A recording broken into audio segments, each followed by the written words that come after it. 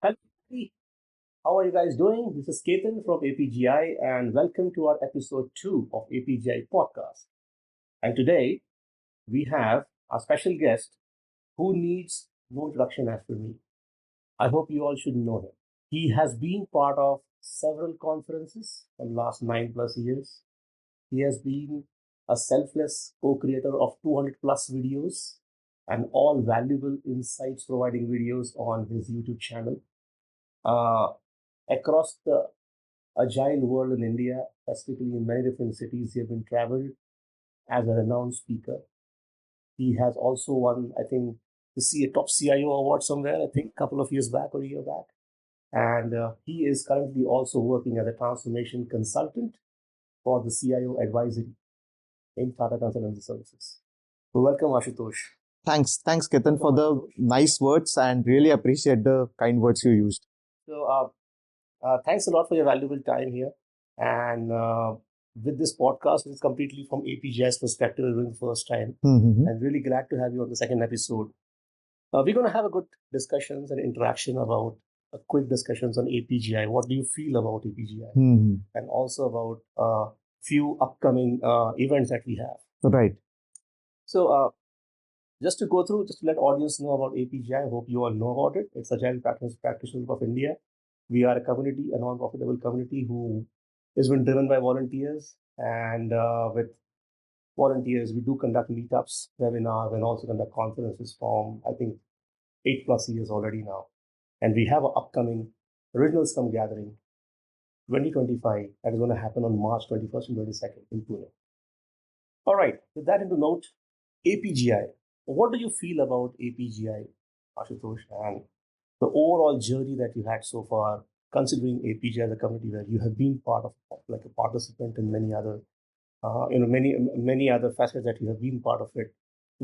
How APGI has also influenced you in the ways of your agile journey, or maybe as a community. Okay. Thanks for asking this question. So APGI has been a part of my life. I would say it's been my extended family of learning, I would say. I have been associated with APGI for almost 10 years now, maybe as a participant, as a speaker, as a learner, I would say. And what I liked about APGI is the vibrancy of the volunteers. The entire organization is because of volunteers and the kind of lovely work they do in this sphere of agile, right? I think that is what stands it out from other communities which are there. I've also been fortunate enough to receive an award from them. This was in 2023, the Agile Master Award, which actually kind of, I would say, validated the work which I have been doing. So really thankful to APGI and a wonderful team of volunteers and the conferences they bring out, which serves as a good learning platform for all of us.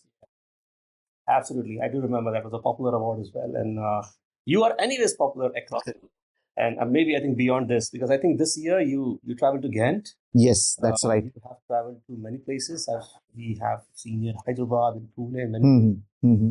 How do you manage and all these things is a really real something to learn from you, right? But talk about one thing is about 200 plus videos. Mm-hmm. What really inspires and motivates to create these videos and make it available for people like me Mm-hmm. who indirectly get motivated and start admiring the perseverance that you are exhibiting through these videos? Okay, so what motivates me is the willingness to share knowledge. I always believe that knowledge is not something which you can confine to yourself and it will stay with you or enrich itself. Only when you share it, it is going to be enriched. So that is the passion with which I create those videos. And I would say a desire to, so whenever I create these videos, right, it is day-to-day situations, day-to-day events which happen in our life, both professional as well as personal, which I pick up and which I use it for creating or crafting these videos. So I would say this is what excites me, or this is what is the passion with which I go ahead and create those videos. Cool. And for all the audience, do look at those videos. It's going to be really beneficial for you as well.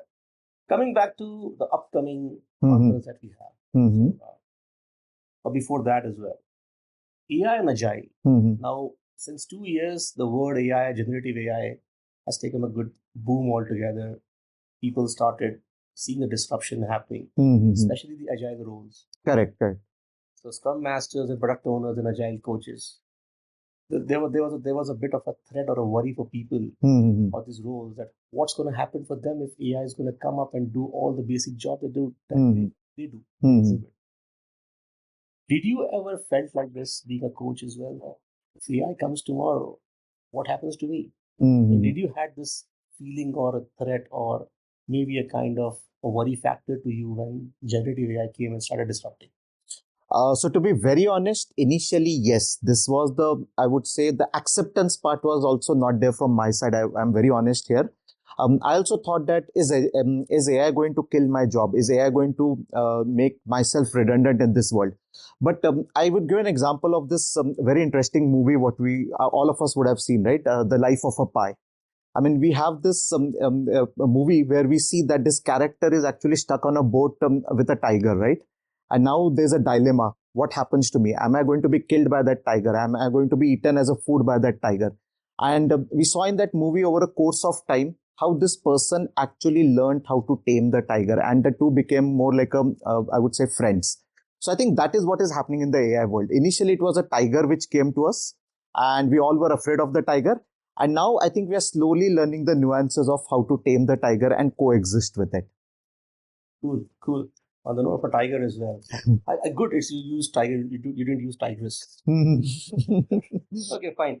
Going further to here, with AI and Agile coming together, you mentioned about the way we have to live and cope with it. There might be a lot of challenges coming in. Right. You know, there might be certain opportunities as well that people want to see. There's a light at the end of the tunnel as well. What are those challenges and opportunities that you see when you see integration of AI and Agile together? Okay. The first challenge, as I said earlier, also is the acceptance. That are we ready to accept it? Are we ready to think that yes, it is something which is there. We cannot avoid it. So one is acceptance. Second, I would say using it properly. When I say properly and reasonably, what I mean is making sure that AI actually is not used like a Google search. Many of us use AI like a Google search. So why do we need an AI if Google search is already there, right? How do we use the power of AI to create something unique, to create something exciting, and something which solves the real world problem? I would say that is the second important aspect of AI. And the third one is the ethics part of it, right? Using AI to take ethical decisions. It should not result in taking biased decisions or unrealistic decisions, which could put I would say, the humanity at a risk at a larger context. So I would say those are the three elements where I see definitely an opportunity, challenge as well as an opportunity. I mean, these are the challenges, but these ultimately needs to be converted into an opportunity from a effective use of AI. Great, great. Nice to see that. Nice to hear that as well. Now let's come to the RSG that is going to happen now. Mm-hmm. Original Scrum Gathering 2025 on March 21st, 22nd at Pune. So what excites you most about the upcoming conference from APGI, and what do you see the level of excitement linking to a potential impact in a positive way, and you envision or you take that up as a feeling where while coming to the conference next year that's going to happen. Okay, great question. And again, when I'm answering this, I'm not considering the fact that I'm from Pune. I mean, I'm more considering from the conferences where I've attended across the globe in 2024. Yes, I have attended regional Scrum Gathering. I have attended many Agile conferences, also non-Agile core project management conferences world over. But what stands out to me very uniquely for APGI and especially RSG. So this year, 2024, when we had RSG in the month of April, there were two things which really excited me. Yes, every conference has got speakers which talks about how they have overcome a problem, how they have overcome a business challenge, and what they have done in the past. But very few conferences are forward looking, that what we should be taking it back from here to our workplace. And which is where I come back to RSG 2024, which happened in the month of April. There were two events. There were many events, actually, to be very honest, but there were two events which actually gave me that kick, I would say. One was the author katta. I mean, this was an opportunity for authors who have written books to showcase their work to the larger audience. And the kind of respect, the kind of appreciation they got on showcasing their book on a stage in front of 300 plus, I would say, Agilists, I think that was mind blowing. You cannot describe it in words. The second and the icing on the cake, I would say, was Agile Sphere. right? I mean, this is where the team actually brought out some very unique professions like a doctor, medicine, lawyer, right? And they actually showed how agile can be applied there. I think that was a very forward-looking theme. In fact, I was so excited that I visited the stall multiple times. Although I could not get a prize there, but yeah, but the excitement part was definitely there as a part of it. So I think again, as I said, these are the only two examples which I'm taking right now in the interest of time. But there were many such opportunities. What I saw. So I think that stands out unique for RSG Pune vis-a-vis the other conferences which are there. So this time we have a theme called as, taking AI agility ahead as a tagline. It's a AI tech agility. Okay. A couple of points, maybe your view on this. What are you anticipating based on this theme? What would be the case? What would be Okay, before I answer that question, is it possible for you to tell me what would be like Agile Sphere this year? Anything interesting coming out? Yeah, you last time you might have seen something like antibiotics fapada, right? Yes. This time you might see something like prompt pani puri. Oh wow, You can see something like Shezwan super intelligence. great. You can also see something like I think it is more about Jeda Jalebis. Wow. You can also have something like uh, a tasked petha, something like that. It could be anything. And if it could be there, there's going to be something more on AI driven concepts altogether. Great. So you helped me answer my question, the question what you asked. So yes, I mean AI and agility. I always believe that even agile has to evolve over a period of time. We all know, right? Any new process which comes in, any new technology, or for that matter, any new thought which comes in, it has to evolve. It cannot stay in a static mode. And I think AI and agility brings that perfect blend. Correct. Both have got its pros, both have got its con. The real challenge I see is how do we blend the pros of AI and agility and take into account the power of compounding. How do we compound the benefits out of it and take it forward? So I definitely see an opportunity for synergy. I am definitely looking forward to learn from speakers, some industry leaders like you, how these two can be blended together and how we can actually leverage it to solve a real business problem without impacting those areas what people are fearing now, right? That is my job going to go or what I'm going to do in office for 8 hours. So leaving aside or discounting those factors, how we can leverage this power and solve a real-time business problem. I think that is where I'm excited and looking forward to it. Cool. Last question for you is, top 3 what's it for me pointers that participants should look at while coming to RSG for 25? Okay, so the top 3 is networking, I would say, networking with not just Pune. And one more thing, this is not a conference where only Pune folks are there. I've seen people across India.